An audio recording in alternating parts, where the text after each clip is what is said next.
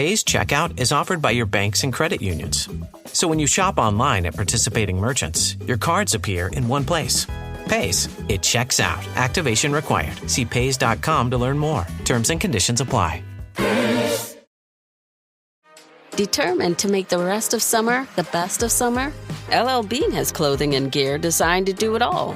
Like sun-washed apparel that feels broken in from the start, rainwear for every surprise rainstorm, hand-sewn boat shoes, and of course, the iconic Boat and Tote, made right here in Maine to carry all your summer essentials since 1944. LL Bean. Be an outsider. Visit llbean.com to learn more. If you want all of your data in one place, you need the Intuit ERP. I'm Damon John, and I run my growing business on Intuit Enterprise Suite. Learn more at intuit.com/ERP. Morning decisions. How about a creamy mocha frappuccino drink? Or sweet vanilla? Smooth caramel maybe? Or a white chocolate mocha? Whichever you choose, delicious coffee awaits. Find Starbucks Frappuccino drinks wherever you buy your groceries.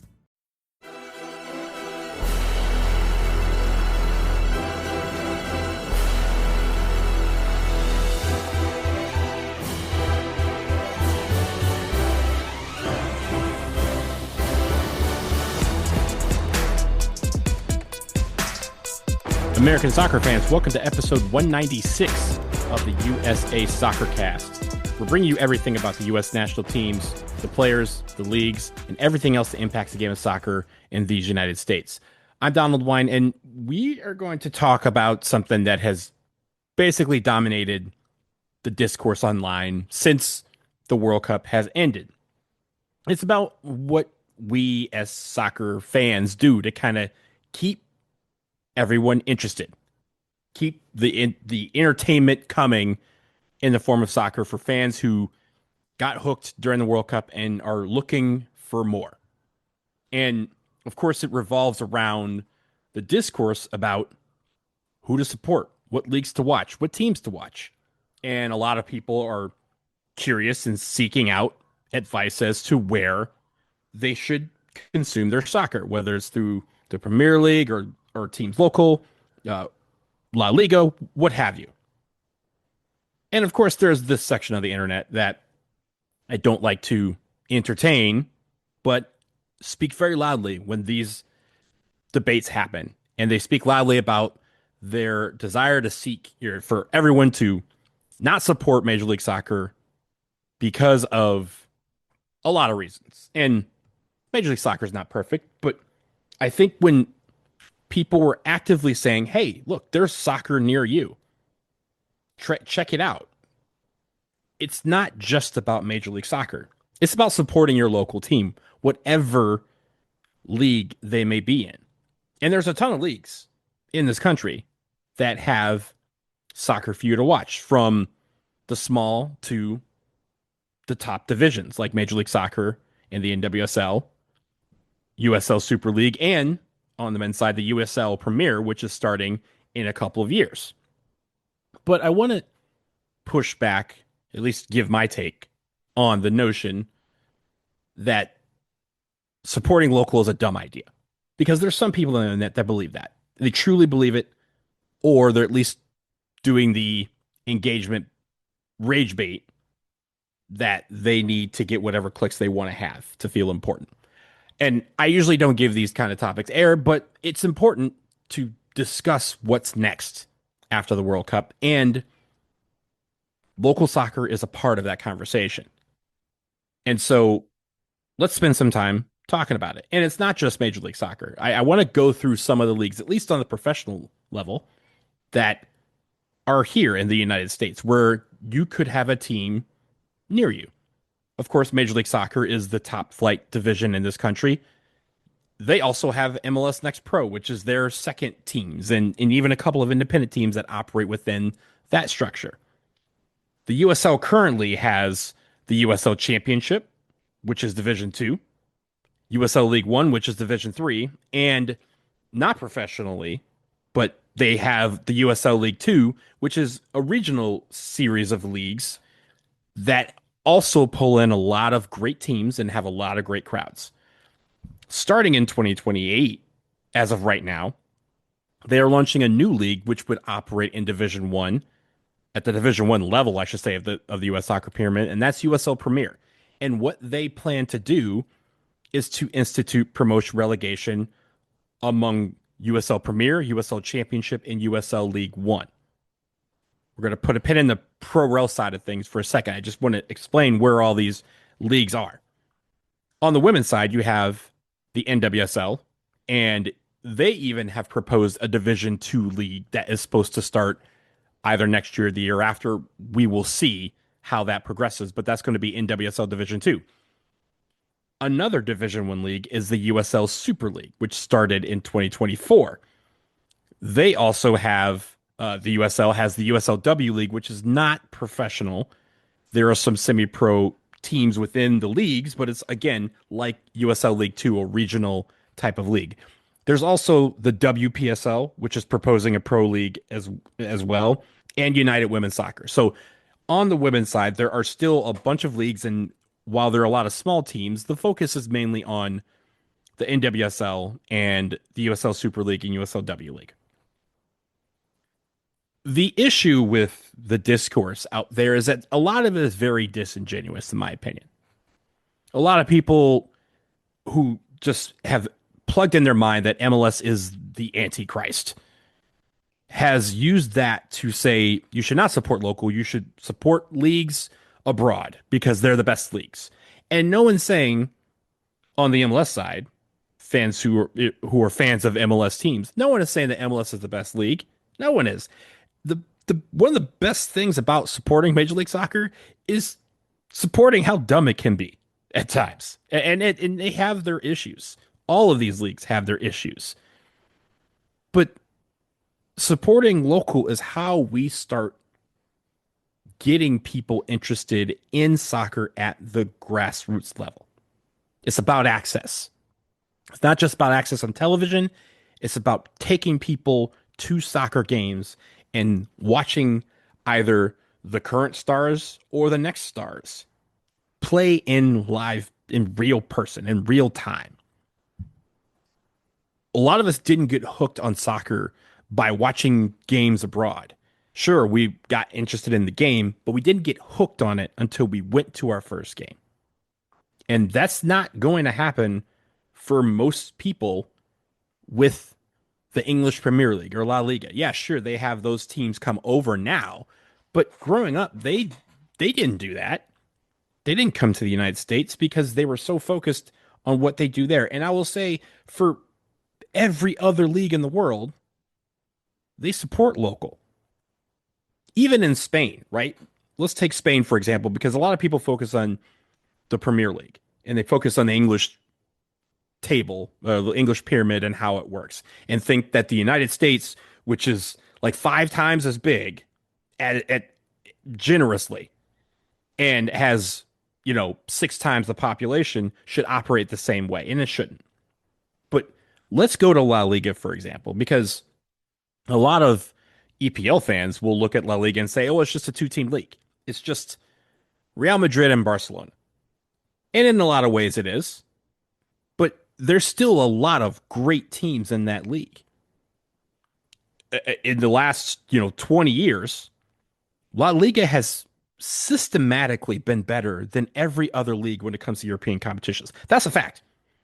There was a point where if a La Liga team, the only time they lost in a final of a European competition was when they were playing another La Liga team. Again, facts, go look it up. They were dominant for 20 years, secretly, all because people dismissed the league as just Real versus Barca, and that's it.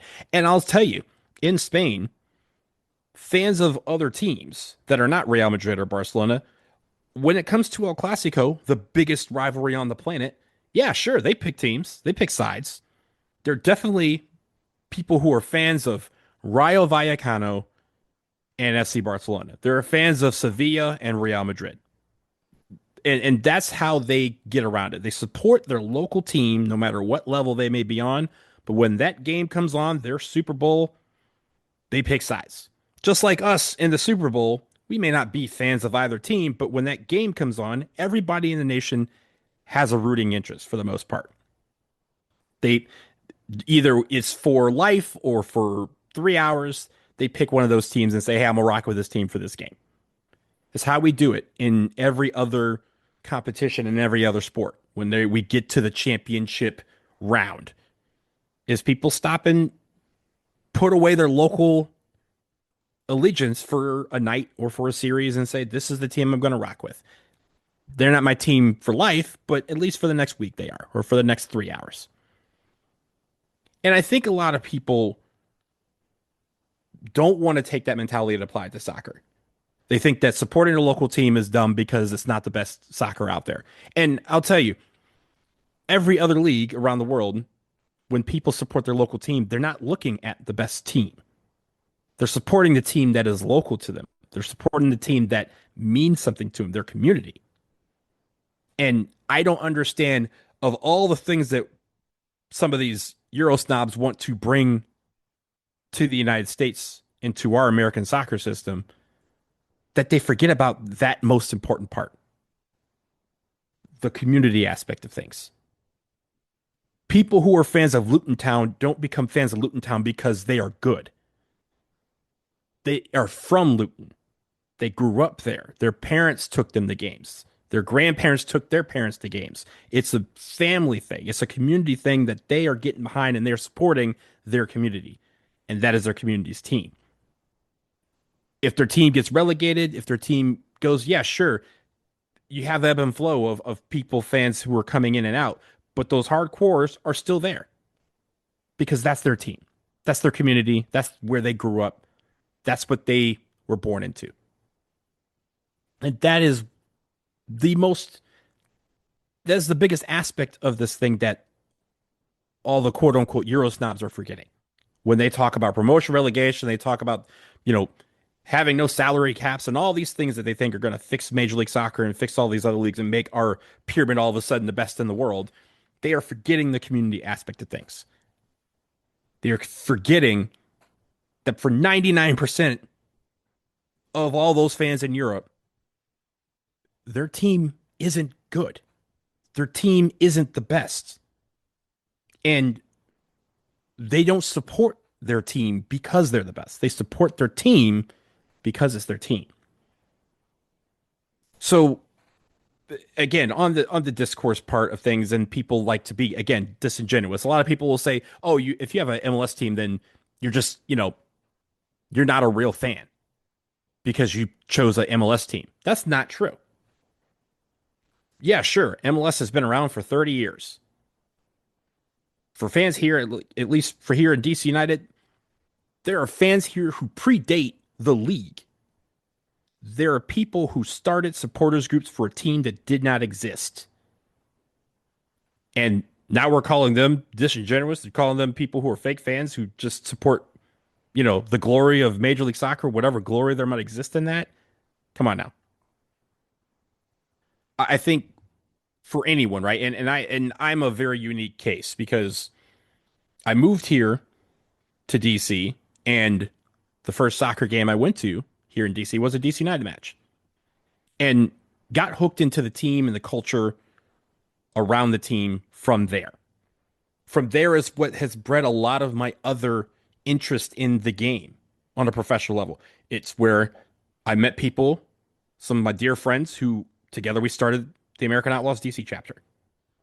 It's where I found some friends that lived in Detroit, where I grew up, who wanted to bring any team to Detroit, and how we launched the Motor City Supporters from there. And the Motor City Supporters started with Michigan Bucks when they were in the Metro Detroit area, and then were profoundly instrumental in helping Detroit City get its roots as a team.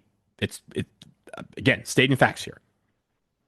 But that came from a love for the game and wanting to see it thrive at a local level in a community that I grew up in and I cared about, that I know had soccer fans and wanted to experience more than just watching it on TV. That was a community effort to get Detroit City off the ground. That was not a big wig coming in and splashing a bunch of cash and saying, here's a franchise. But in Major League Soccer, a lot of people think that's all it is. But in Atlanta, in Seattle, in Portland, where, again, those two teams kind of existed, but in Charlotte, in Philadelphia, there are people whose passion for the game is what made those cities viable candidates to get soccer teams. Not Major League Soccer teams in general. The Sons of Ben created themselves to try and bring Major League Soccer to Philadelphia, and they succeeded. Atlanta had a grassroots campaign. Sure, they had the Silverbacks, and not a lot of people were going to those games, but they had a groundswell of support when the team was under its candidacy to try and become part of the league. That's where they got a lot of their interest. That's where a lot of the supporter groups came about, to try and say, hey, let's get this across the finish line. It's fans in these communities who are helping with stadium deals and practice facilities and making sure that everyone in town knows about the games, creating the culture that is around each team, which is so unique. Every single city has something different. No one tries to copy off of each other. While, again, Eurosnobs are saying that all of this is just copycat. But at the same time, they want us to copy Europe, which can't even copy themselves because they're 54 different nations with 54 different attitudes and cultures. And we are, as the United States, just the continental 48 by itself is as big, if not bigger, than the entirety of the European continent. We have our cultures. We have our different parts of the country that are very different from each other. And what works in DC is not going to work in Philadelphia. What works in Philadelphia is not going to work in LA. What works in LA is not going to work in Atlanta. But they're all part of the same league. They all got their teams in different ways. And I think the community aspect has been missing from this discourse. We're not asking you to get into supporting your local team because there's some bravery in it. Yeah, sure, it might be for some teams. Like DC United last year, there was some bravery in supporting a team that wasn't good. But that's not why most soccer fans around the world get into soccer. For all these different countries, most people aren't getting into their soccer by supporting the team that's the best. They may have that as an ancillary team, as a secondary team, or even a third team. But a lot of them, their primary team is the one that's sitting down the street or is in their town or in their city. Sure, in the big city, you might be able to pick one. But a lot of them go with the one that represents their community, represents their neighborhood, maybe represents their block. And I think a lot of that has been missing from this discourse. And I want to put that out there because whether you live in a big city that only has a Major League Soccer team, or you live in a small town that has USL League 2 or WPSL or a USLW League, that's cool. Check it out. I invite you to do that because you might find your community in that team. And that's not going to stop you from supporting someone else also. But our ask is not that you pick a local team and stick with it and that's your only team for life, because no one around the world is doing that. We're just asking you to support your local team. Check out a match. Bring your friends. Bring your family. Take your kids. Because it may not be you that gets hooked on that team and that atmosphere and that community. It might be the person you bring.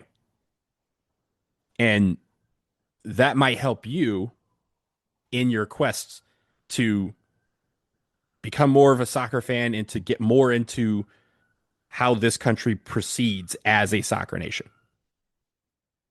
I have a lot more to talk about this, but we're going to take a quick break. More about the local soccer discourse on the other side.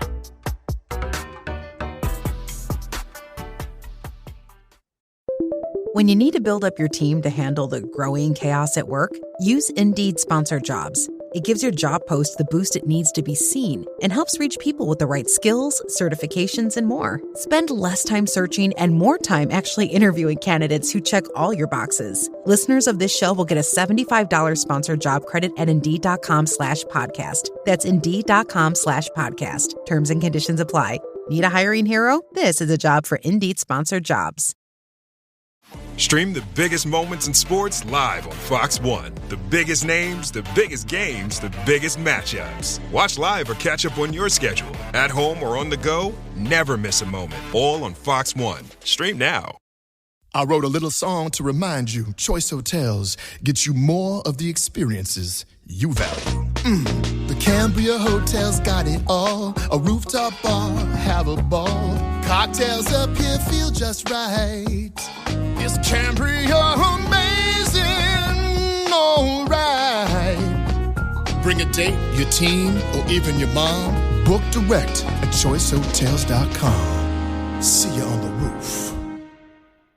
You mind if we make one more stop before heading back? I need to run a Target. 100%. Let's RTT. You thinking of stuff for the dorm? Yeah, my mom gave me some good tips on must-have essentials. We for sure need underbed storage, handheld iron for wrinkles, maybe even a mini Keurig for Mondays. Am I right? All right, bet. Because I was already thinking about keeping my clothes looking fresh at college, so you better be sharing that. Of course, man. Whatever I get on this run is yours too. Twin. But for real, let's go before they close. Find everything you need for college at Target. AI is moving fast across the enterprise. But without visibility, it's just chaos. Different tools, different models, different teams using AI in completely different ways. ServiceNow turns that chaos into control. With the AI Control Tower, you see all your AI across the business in one place. What it's doing, what it's done, and what it's about to do. So you stay in control. To put AI to work for people, visit servicenow.com. Hey everyone, are you looking for the latest gear for your U.S. national teams, Major League Soccer, the NWSL, or any other team in the world of soccer? The USA Soccercast has affiliate partnerships that are ready to help you out. Head to linktree.com/USA Soccercast, where we have links to Homage, Fanatics, the MLS Store, and Breaking Feet. You can get the jersey, shirt, hat, or accessory you're looking for to support your team, while also saving some money and helping this show in the process. Again, linktree.com/USA Soccercast. Click on the links and get your gear. And we thank you as always for your support of the show.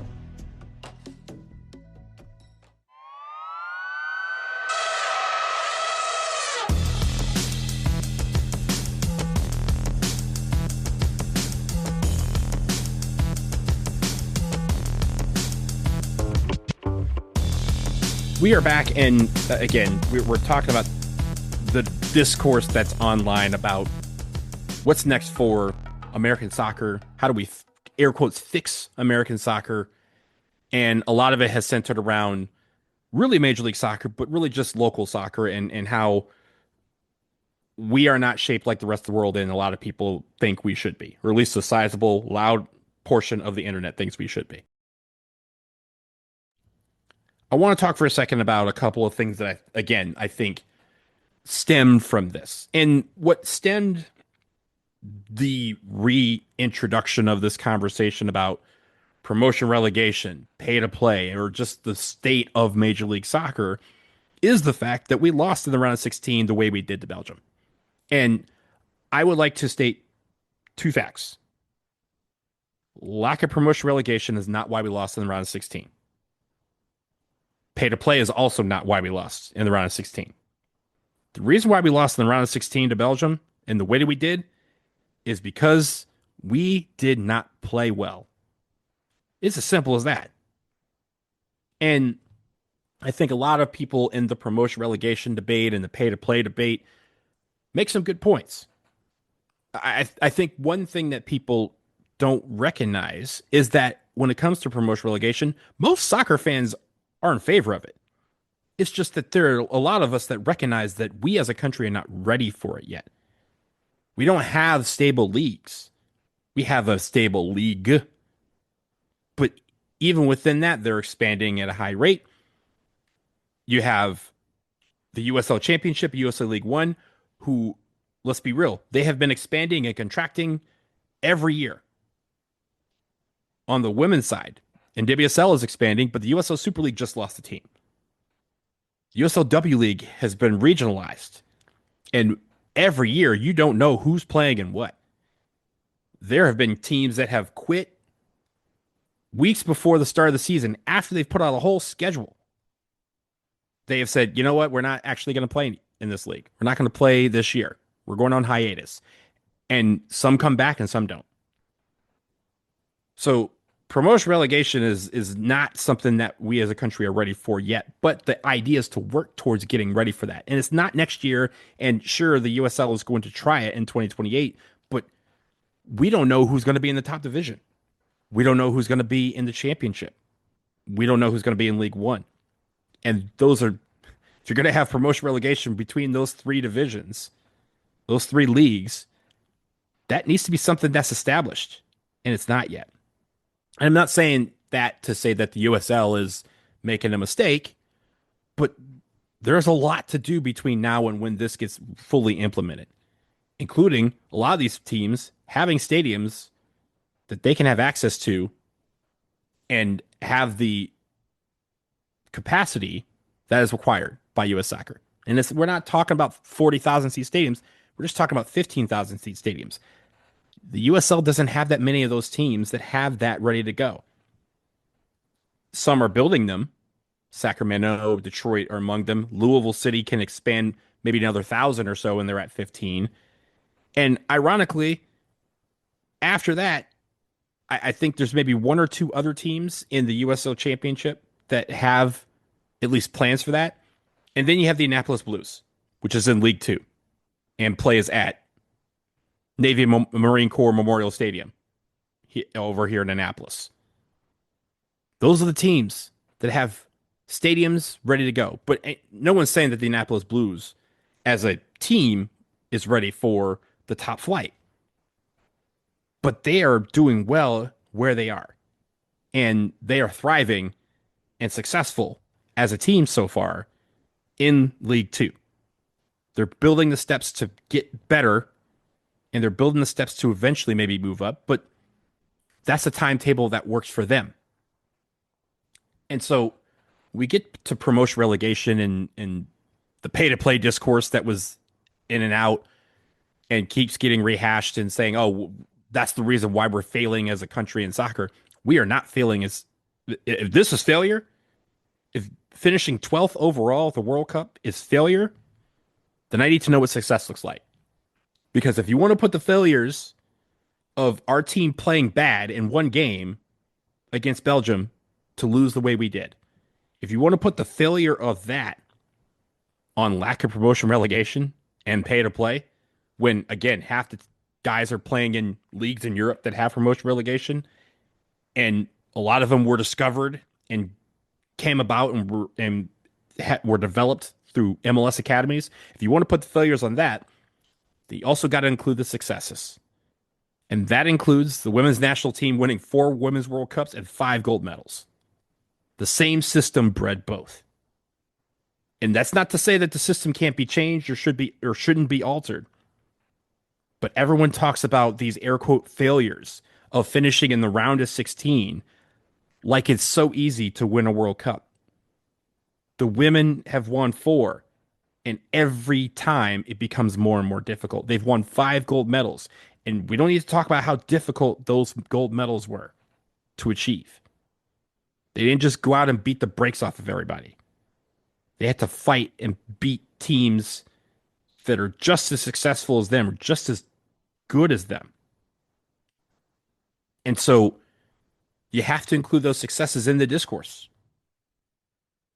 Is changing our entire system fundamentally going to affect one team over the other? If we're doing it just to get one men's World Cup at the sacrifice of all the women's World Cups that we won, then we're not doing it right. And we're not doing it with the right approach. And again, that's just people wanting to cookie cutter copy something that they think works in Europe in some small country that has 100 years head start on us, and move it over here as if it's going to take flight and all this investment is going to come. Again, that's why I think it's a little disingenuous. Some of these arguments that are coming through about promotion relegation and about play to play and about how Major League Soccer and the other leagues to a lesser extent envelop themselves in this discourse. So I think when it comes to all of these leagues, there's still a lot of work to do to continue to capture the hearts and minds of people who became excited about soccer through the World Cup. We didn't have Major League Soccer in 1994. Major League Soccer is the legacy from 1994. That's how people became interested is, hey, how do I get more soccer?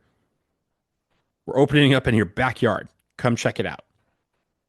And Major League Soccer, for all its flaws, is one of the reasons why we were ready in 2002 when we made it to the quarterfinals. It's why so many other teams in the region have become better, because they're sending their players here to get better against Americans. So you can't put it all in MLS. You can't put it all on our system. Our system is complicated. A lot of things are convoluted. And I think a lot of people need to understand that we have to approach it in a unique way, because this is a unique operation. I want people to think about this stat. First of all, I think a lot of people have heard the stat that no team has ever won the World Cup without a player coming from its domestic league. And you're probably saying, yeah, Donald, yeah, it's Spain with La Liga, or England with the top flight back then in 1966. They've only won one, and they have the best league in the world, right? According to most people, the EPL is the best league on the planet, and they have only won one World Cup from it. You also have Germany, who's won 4.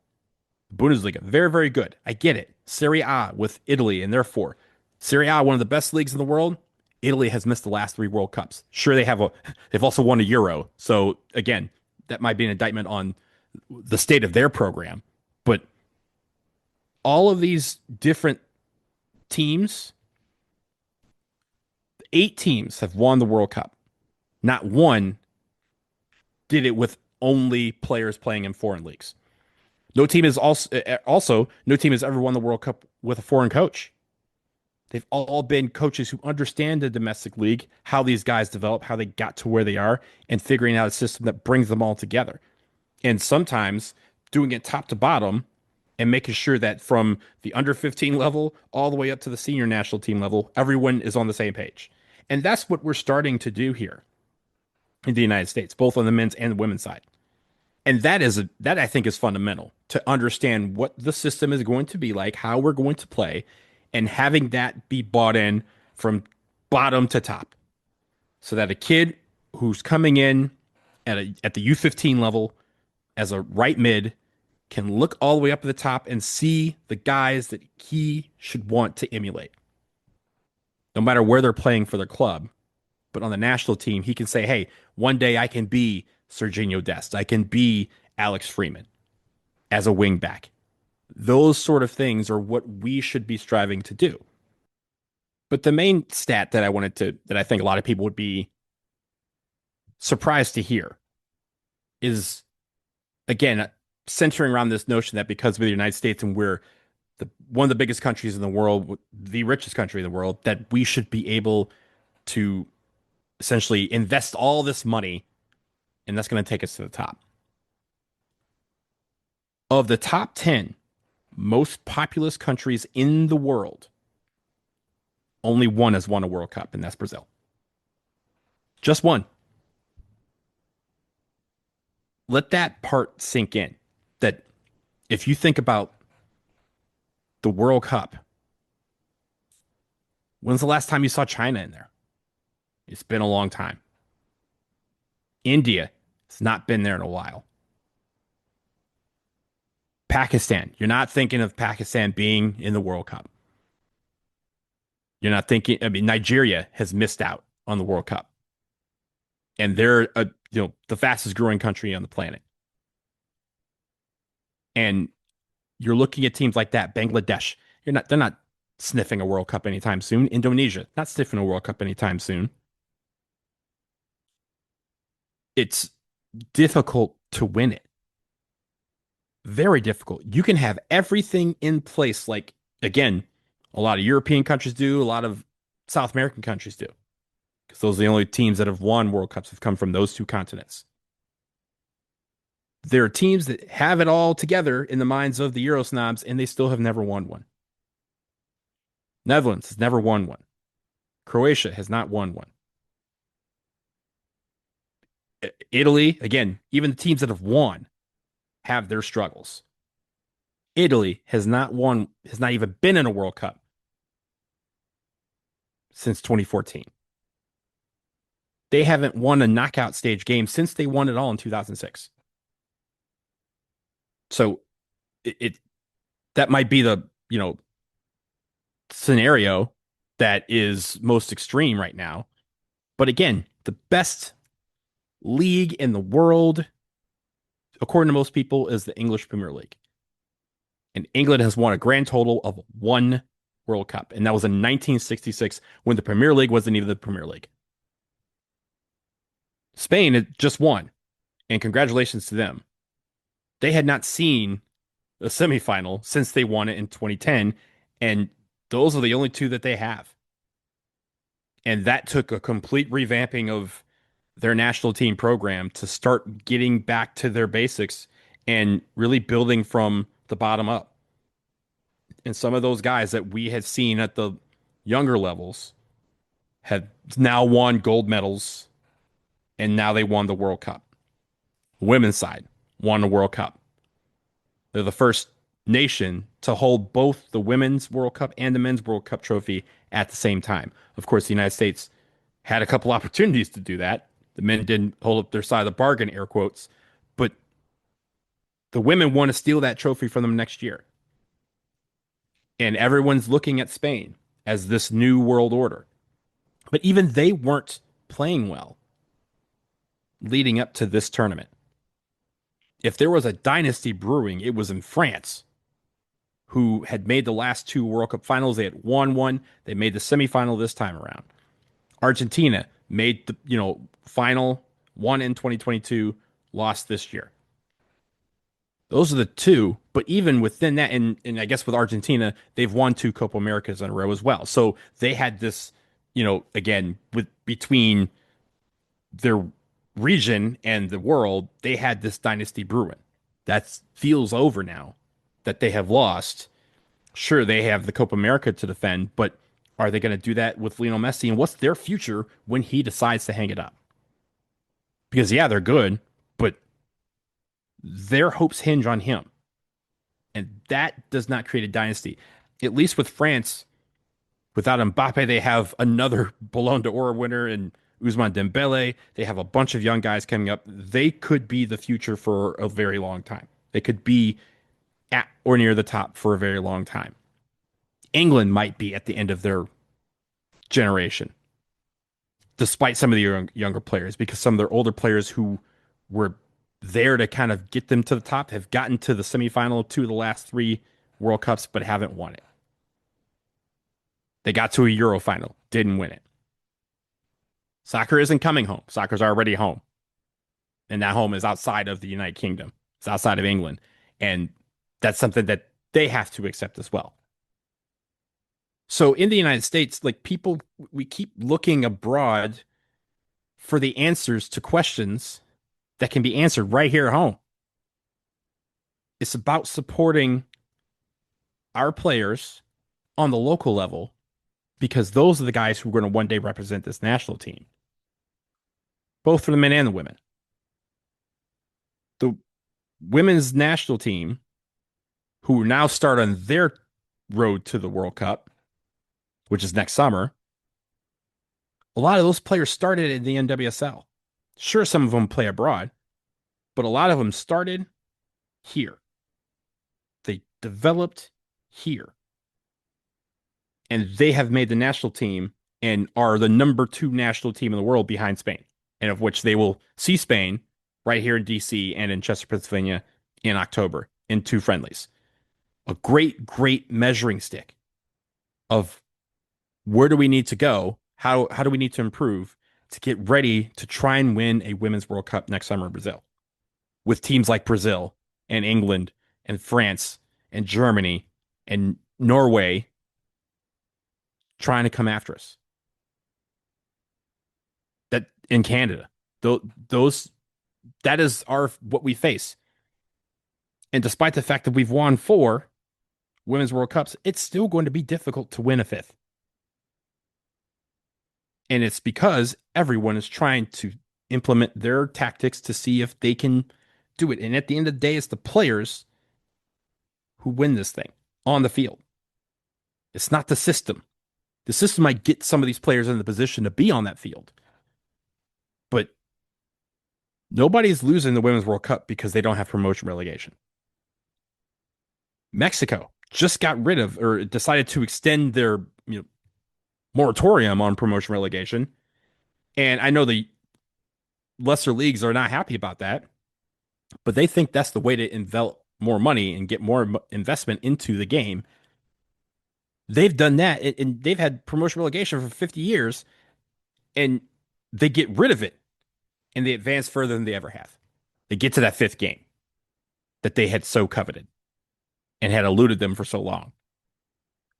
So it's not a fail-safe process.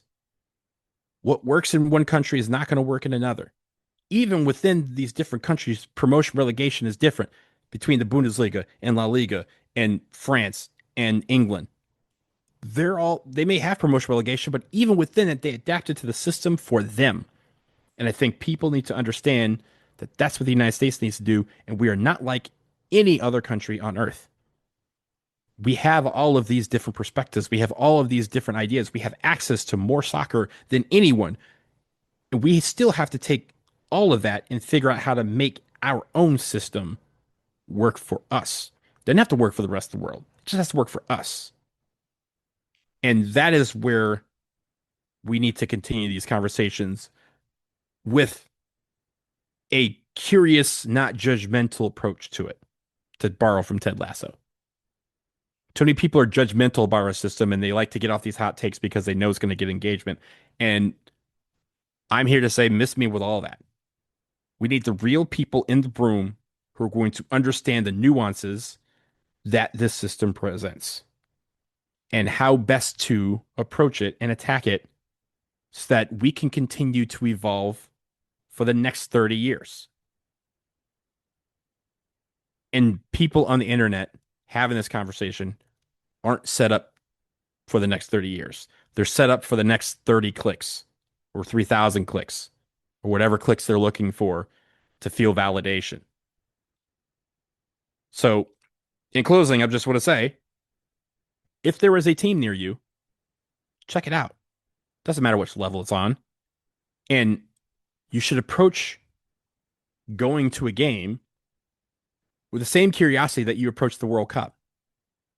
No, you're not going to see the best players on the planet on one field.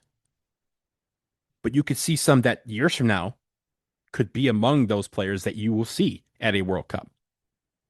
You could see a team building its roots with you as the water that helps it grow. It doesn't have to be Major League Soccer. It doesn't have to be the NWSL. If you have a USL team near you, go watch them. If you have an MPSL team near you, go watch them. If it's MLS Next Pro, it's in the name. You're going to be seeing, hopefully, some of those stars that are next to be on the international stage. And as that continues to evolve, so must our approach to the game. And we need to modernize. We need to get better in a lot of different areas. And even with the big buzzwords like promotion relegation or pay to play, sure, we need to investigate how we make these things work, how we make our system work the best, not for the financials, but for the game. And all this investment is not going to come overnight, but the interest is here now. And that's what we need to cultivate. And we do it by getting people access to the game. And it's not about promotion-relegation, because everyone loves the promotion part. No one loves the relegation part. And if you say that you do, you're lying to yourself and you're lying to everybody else. It's about latching onto that team and making it where no matter what level they're on, you have a group of people, a foundation of supporters that will support them. Some people are happy where they are because their community is what they're happy in.